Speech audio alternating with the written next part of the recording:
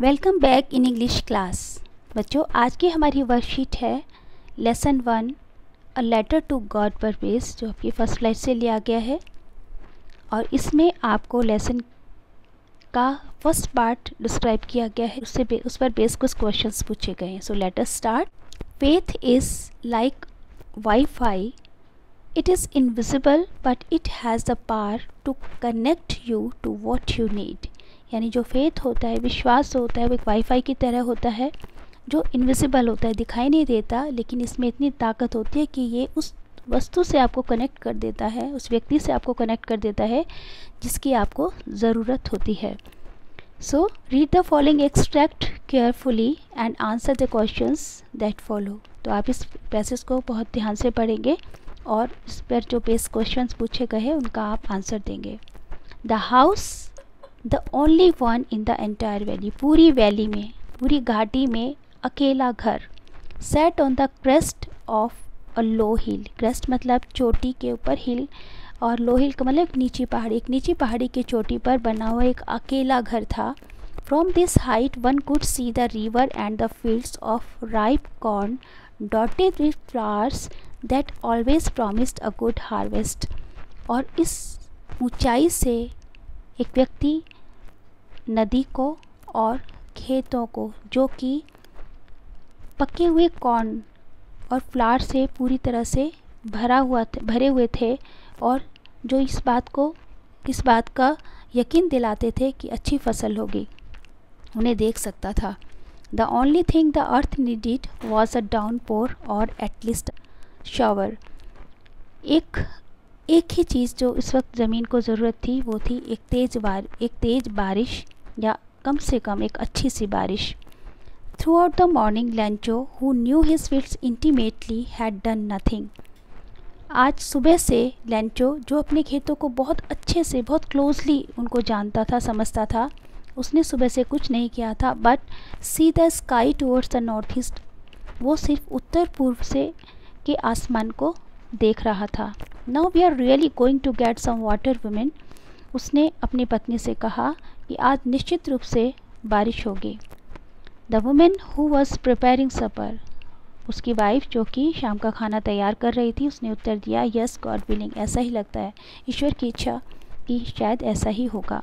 It was during the meal that just as Lencho had predicted, और जब वो खाना खा ही रहे थे और जैसा कि लेंचो ने प्रेडिक्ट किया था, प्रेडिक्ट मतलब होता है फोरकास्ट करना, भविष्यवाणी करना, big drops of rain began to fall, बारिश की बड़ी बड़ी बूंदें गिरने लगी। In the north east huge mountains of clouds could be seen approaching, उत्तरी पूर्वी आकाश में बड़े बड़े पहाड़ों जैसे बादल आते हुए दिखाई दिए। The air was fresh and sweet, हवा बहुत ही सुहावनी और ताज़ी थी। The man went out for no other reason than to have the pleasure of feeling the rain on his body. The man, यहाँ पर द मैन किसके लिए यूज़ किया गया है? लेंचो के लिए। अब लेंचो जो है उस बारिश को अपने शरीर पर फील करना चाहता था, इसलिए वो बाहर आ गया। विद अ सेटिस्फाइड एक्सप्रेशन, उस संतुष्ट भाव से, ही regarded the fields of ripe corn with its flowers, उसने फूलों से भरे हुए अपने पके हुए कॉर्न के फील्ड को देखा। Draped in curtain of rain, जो कि बारिश के पर्दे से, यानी पूरी तरह से बारिश से ढका हुआ था, यानी उस वक्त में एक अच्छी बारिश हो रही थी। But suddenly a strong wind began to blow, लेकिन अचानक बहुत तेज़ हवा चलने लगी। And along with the rain very large hail stones began to fall, और बारिश के साथ बड़े बड़े ओले गिरने लगे।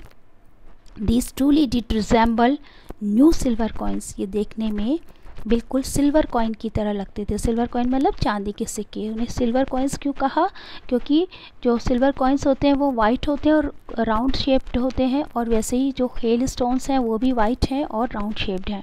The boys exposing themselves to rain ran out to collect the frozen pearls. अब जो बच्चे बारिश में इस वक्त बाहर थे, वो जल्दी से उन फ्रोजन पर्ल्स को, यानी ओलों को इकट्ठा करने के लिए दौड़ पड़े। Not a leaf remained on the tree, अब इतनी तेज़ बारिश हुई कि, और इतनी ओलावृष्टि हुई कि पेड़ों पर एक भी पत्ता नहीं बचा। The corn was totally destroyed, उनकी जो फसल थी पूरी तरह से नष्ट हो गई। The flowers were gone from the plant, जो फूल थे वो प्लांट से नीचे गिर गए। लेंचो's soul was filled with sadness. Lencho का जो दिल था पूरी तरह दुख से भर गया, यानी वो बहुत दुखी हो गया. When the storm had passed, जब तूफान थमा, he stood in the middle of the field, वो खेत के बीच में खड़ा हो गया.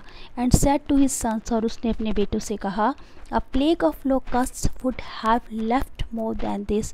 यदि टिड्डी दल भी आता तो शायद इससे कम नुकसान करता, यानी थोड़ा इससे ज़्यादा छोड़ जाता हमारे लिए कुछ खाने के लिए. The hell has left nothing, लेकिन इस ओलावृष्टि ने तो कुछ भी नहीं छोड़ा, यानी हमारा सब कुछ नष्ट हो गया. तो अब ये आपने पैसेज पढ़ा, स्टोरी आपको समझ आ गई होगी. अब आपसे क्वेश्चन पूछे गए हैं, where was Lencho's house located, Lencho का घर कहाँ पर था. तो बिल्कुल स्टार्टिंग में इसका आंसर दिया है, Lencho's house was on the crest of a low hill. यहाँ से लिखेंगे बेटा, लेंचोज हाउस क्वेश्चन में से लेंगे, Lencho's house was on the crest of a low hill. Next है, what could be seen approaching in the north east. North east में आपको क्या चीज़ आती हुई दिखाई दे रही थी, तो क्या दिख रहे थे, माउंटेन लाइक क्लाउड्स. ठीक है, यहाँ देखेंगे, in the north east huge mountains of clouds could be seen approaching.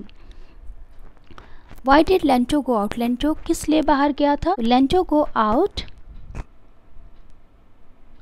For no other reason than to have the pleasure of feeling the rain on his body. किसी और दूसरे कारण से नहीं, बल्कि वो रेन को अपनी बॉडी पर फील करना चाहता था. Next question is, why did Lencho say the rain drops were like new coins. Lencho ने रेन ड्रॉप को न्यू कॉइन्स क्यों कहा. अब उसके जो फील्ड्स थे उनको थोड़ी बारिश की ज़रूरत थी और बारिश हो रही थी. जब बारिश होगी तो ऑब्वियसली फसल अच्छी होगी, और फसल अच्छी होगी तो वो अपने घर में काफ़ी अच्छा से स्टोर कर सकता था. यदि वो उसे बाज़ार में बेचेगा तो उससे उसको अच्छे पैसे मिलेंगे. ठीक है, तो आंसर आप इस लिखेंगे, Lencho hoped that these drops of rain would give him a good crop and then he would have a rich store of corn for his family. He would be able to earn a good amount of money by selling this crop. That's why he called the raindrop new coins. What happened to the rain suddenly? फिर rain को अचानक क्या हुआ, the rain suddenly converted into the hailstones. Next is the frozen pearls refers to which thing in the paragraph. Paragraph में जो frozen Perl है वो किसके लिए यूज़ किया गया है. The frozen pearls refers to किसके लिए, हेल स्टोन्स के लिए. ठीक है, the frozen pearls refers to hailstones in the paragraph. What were Lencho's feeling when the hail stopped. जब हेल स्टॉप हो गया तो लेंचो की फीलिंग कैसी थी.